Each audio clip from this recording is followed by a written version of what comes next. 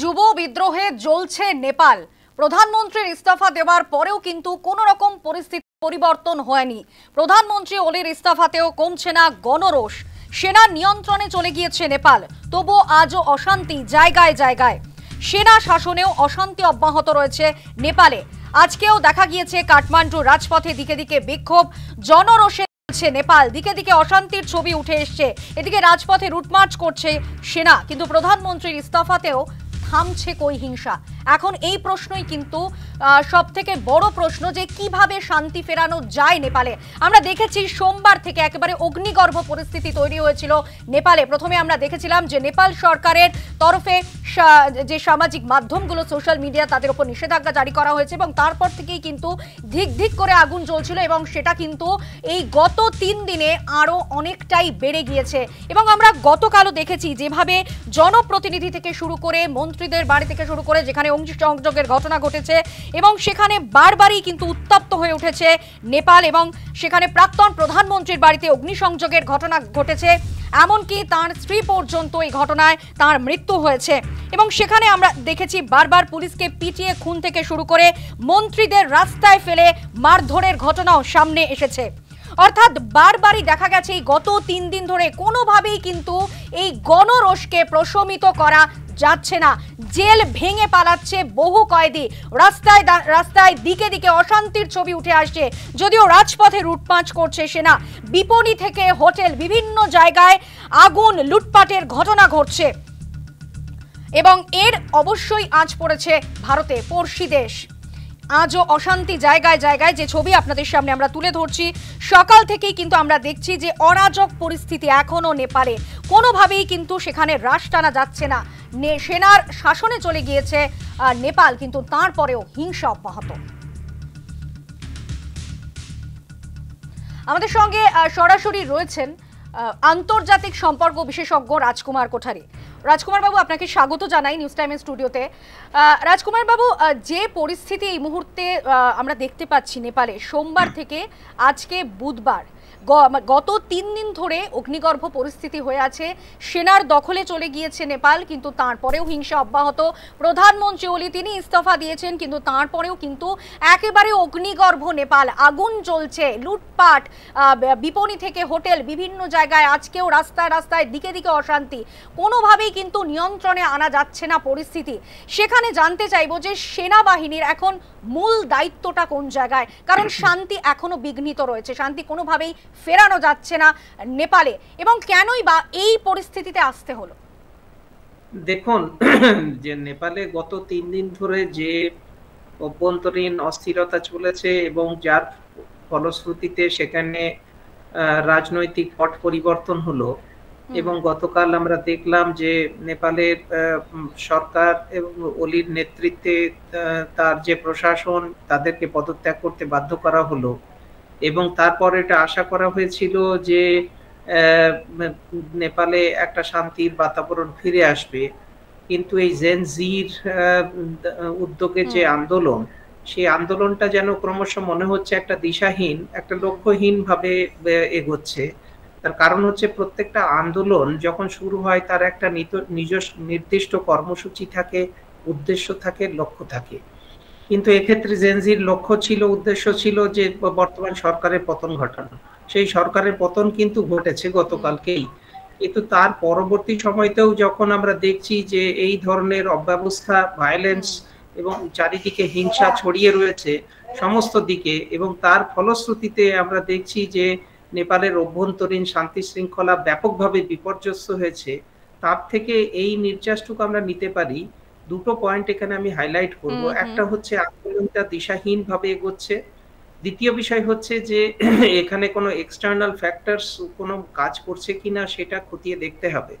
কারণ আমরা দেখছি যে যবে থেকে রাজতন্ত্রের অবসান ঘটেছে এবং তার পরবর্তী সময়ে নেপালে গণতান্ত্রিক ব্যবস্থা প্রতিষ্ঠিত হয়েছে, নতুন সংবিধান গৃহীত হয়েছে আজ থেকে প্রায় 17 বছর আগে থেকে, তারপর থেকেই কিন্তু রাজনৈতিক স্থায়িত্ব তার বড় একটা অভাব লক্ষ্য করছি। এবং আমি গতকালকে আপনাদের চ্যানেলের মাধ্যমেও আলোচনায়, খুব সংক্ষিপ্ত আলোচনায় অংশ নিয়ে সেখানে বলার চেষ্টা করেছিলাম যে একটা সময় পর্যন্ত নেপাল যখন একেবারে ভারতের সঙ্গে 1950 সালে ট্রিটির দ্বারা, চুক্তির দ্বারা আবদ্ধ ছিল, তখন কিন্তু নেপালের অভ্যন্তরীণ শান্তি শৃঙ্খলা অনেক বেশি সুদৃঢ় ছিল, প্রকট ছিল। যবে থেকে নেপালে এই গণতান্ত্রিক আন্দোলন শুরু হলো, রাজতন্ত্রের অবসান ঘটলো, তখন থেকে আমরা দেখছি একটা ভারত বিরোধী চিন্তাধারা, একটা ন্যারেটিভ তৈরি করা হলো। সেটা সম্ভবত এক্সটার্নাল ফ্যাক্টরস এর দ্বারা ক্রিয়েটেড ন্যারেটিভ, কিন্তু সেটার দ্বারাই নেপালের সাধারণ মানুষ পরিচালিত হলো। এবং তার পরবর্তী সময় থেকেই আমরা দেখছি যে গণতান্ত্রিক সরকার যারা ক্ষমতায় আসছে একের পর এক, বিশেষ করে ওলির নেতৃত্বে, তারা কিন্তু কট্টর ভারত বিরোধী একটা মনোভাব নিয়ে, চিন্তা ভাবনা নিয়ে চলছে। কিন্তু যেটা বাস্তব পরিস্থিতি হচ্ছে, নেপালের যে ভৌগোলিক অবস্থান, তার যে স্ট্র্যাটেজিক সিগনিফিকেন্স, সেটা হচ্ছে ল্যান্ড অফ স্টেট। ভারতকে বাদ দিয়ে নেপালের আন্তর্জাতিক সম্পর্ক পরিচালনা করা অসম্ভব ব্যাপার। সেখানে তারা চীনের অঙ্গুলি হেলনে, চীনের সাথে সম্পর্ক স্থাপন করে তারা আন্তর্জাতিক সম্পর্ক একটা নতুন দিশা দেখাবার চেষ্টা করেছে, সেটা ঠিকই আছে। কিন্তু তার জন্য যে ভারত বিরোধী চিন্তা ভাবনা নিয়ে ভারতের কট্টর সমালোচনা করা, এইগুলো হয়েছে খানিকটা, আমি বলবো, নেপালের অভ্যন্তরীণ অশান্তি, বিশৃঙ্খলা, ভায়োলেন্স, এগুলোকে আরো বেশি প্রভোগ করেছে। সব মিলিয়ে যেটা বলতে চাইছি সেটা হচ্ছে যে ভারতের সঙ্গে নেপালের সুস্থ স্বাভাবিক সম্পর্ক অতীতে যেমন ছিল, সেই জায়গাটাই যতক্ষণ পর্যন্ত পুনরায় না ফিরে আসছে, ততক্ষণ কিন্তু স্থায়ীভাবে নেপালের শান্তি শৃঙ্খলার পরিবেশ ফিরে আসবে বলে আমি মনে করছি না। তার কারণ একটাই, আপনি যেটা বলতে চাইছেন যে গোটা বিষয়টার পেছনে মানে এই যে মানে সে দেশের অভ্যন্তরীণ কারণ ছাড়াও অন্য কোনো দেশের ইন্ধন থাকতে পারে, যার জন্য এই কারণগুলো আরো বেশি করে পুঞ্জীভূত হয়েছে। কিন্তু বিষয়টা হচ্ছে, আমরা দেখেছি যে প্রথমে যদি দেখি শ্রীলঙ্কা, তারপর যদি দেখি বাংলাদেশ এবং আজকে নেপাল, এবং এই তিনটে দেশের মধ্যে যে বারবার যেটা দেখা যাচ্ছে যে যুবরা মানে তরুণ প্রজন্মরা, তারা কিন্তু বারবার এই একটা স্বতঃস্ফূর্ত আন্দোলন তাদের মধ্যে দেখা যাচ্ছে। সেখানে কিন্তু একটা বিষয় বলাই যায় যে তরুণ প্রজন্মরা কেন বারবার এতটা তাদের ক্ষোভ মানে এরকম ভাবে দেখা যাচ্ছে, এর পিছনে ঠিক কি কারণ? না, সেটা একটা খুবই গুরুত্বপূর্ণ পয়েন্ট আপনি রেজ করেছেন, তুলেছেন। সামগ্রিকভাবে আমরা পৃথিবীতে একটা সময় গণতান্ত্রিক ব্যবস্থার প্রচার এবং প্রসার চেয়েছিলাম, এবং এই কারণেই যে গণতন্ত্রই হচ্ছে সারা পৃথিবীতে যত ধরনের বিকল্প রাজনৈতিক ব্যবস্থা রয়েছে তার মধ্যে সব থেকে অন্যতম, সব থেকে গুরুত্বপূর্ণ, সব থেকে গ্রহণযোগ্য। কারণ জনগণের দ্বারা পরিচালিত, জনগণের দ্বারা নির্বাচিত প্রশাসনের বিকল্প কিছু হতে পারে না। কিন্তু গত 2 দশক বা তার একটু বেশি সময় ধরে যদি পৃথিবীর চিত্রের দিকে তাকাই আমরা, তাহলে দেখব যে সামগ্রিকভাবে গোটা পৃথিবী জুড়ে একটা গণতান্ত্রিক প্রক্রিয়ার অবনয়ন ঘটে চলেছে।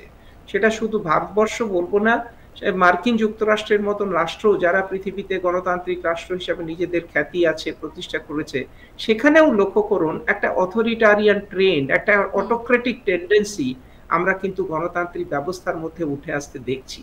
সুতরাং এই যে গণতান্ত্রিক ব্যবস্থা, আদর্শ গণতান্ত্রিক ব্যবস্থাটা কিন্তু আমরা নেপালেও প্রতিষ্ঠিত হতে দেখিনি। যদি সেটা হতো তাহলে আজকে যে করাপশন কে কেন্দ্র করে একটা বড় ইস্যু তৈরি হলো, যার জন্য সরকারের পট পরিবর্তন হলো, সরকারের পরিবর্তন ঘটলো, সেটা কিন্তু হতো না। আদর্শ গণতান্ত্রিক ব্যবস্থা মানুষের জন্য, মানুষের দ্বারা, মানুষের হয়ে পরিচালিত হয়। সুতরাং সেখানে করাপশনের কোনো জায়গা থাকার কথা নয়। কিন্তু আমরা দেখছি যে গত 2 দশক সময়ে নেপালে কিন্তু চরমভাবে একটা অব্যবস্থা এবং ব্যক্তির স্বার্থকেই বেশিরভাগ রাজনৈতিক দল সেটাকে বাস্তবে কাজে লাগিয়ে নিজেদের স্বার্থ চরিতার্থ করার চেষ্টা করেছে, যার ফলশ্রুতিতে আমরা দেখছি নেপালে উন্নয়নটা সেভাবে হয়নি, ইনফ্রাস্ট্রাকচার ডেভেলপমেন্ট হয়নি, আনএমপ্লয়মেন্ট একটা চরম সীমায় গিয়ে পৌঁছেছে, স্বাস্থ্য পরিকাঠামো ভেঙে পড়েছে, এবং সব মিলিয়ে আন্তর্জাতিক সম্পর্কের দিকটাও নেপাল কিন্তু খুব দুর্বল হয়ে পড়েছে, এবং অভ্যন্তরীণ ক্ষেত্রে সমস্ত দিক থেকেই নেপাল কিন্তু একটা ক্রমশ তলানিতে গিয়ে পৌঁছাচ্ছে। এই অবস্থা থেকে ফিরে আসতে গেলে নেপালের যুব সমাজকে আগামী দিনে নতুন ভাবে একটা আদর্শ গণতান্ত্রিক ব্যবস্থার পরিবেশ যাতে সৃষ্টি হয় তার দিকে তাদেরকে লক্ষ্য রাখতে হবে এবং সেই লক্ষ্যেই সেনাবাহিনীকেও সাপোর্ট দিতে হবে, কারণ সেনাবাহিনী যদি ঠিকই। সাপোর্ট না দেয় তাহলে এই আন্দোলন বাস্তবে অর্থাৎ এখন সেনাবাহিনীর দায়িত্ব যে আন্দোলনকারীদের সঙ্গে একটা যোগসূত্র স্থাপন করে শান্তি ফিরিয়ে আনা। আপাতত ধন্যবাদ রাজকুমার বাবু। আমরা কথা বলছিলাম, সরাসরি ছিলেন আন্তর্জাতিক সম্পর্ক বিশেষজ্ঞ রাজকুমার কোঠারি।